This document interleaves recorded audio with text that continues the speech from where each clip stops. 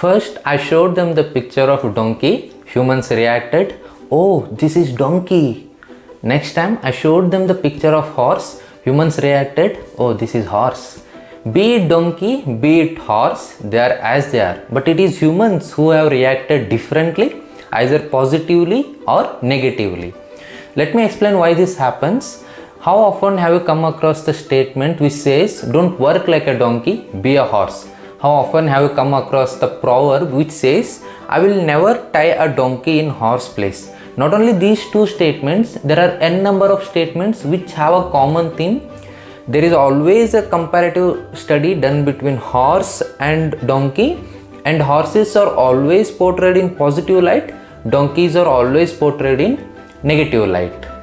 But the question comes, is that true? See, most of us don't even bother about that, but the question is there. Are only horses good enough? Is donkey never good enough?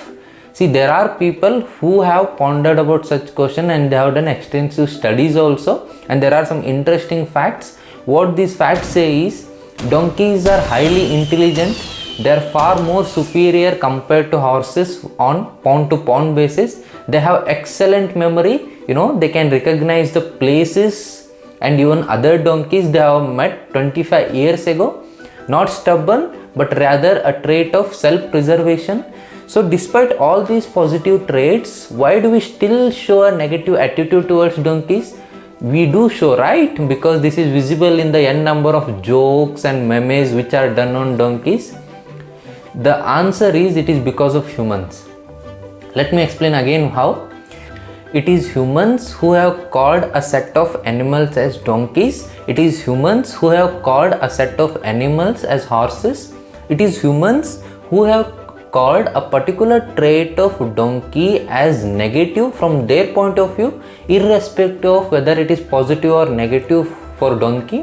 It is humans who have called a particular trait of horse as positive from their point of view, irrespective of whether it is positive or negative for the horse.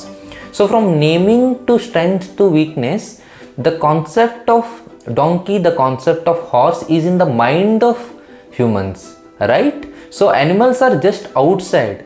The concept is in the mind of humans who have conceptualized it.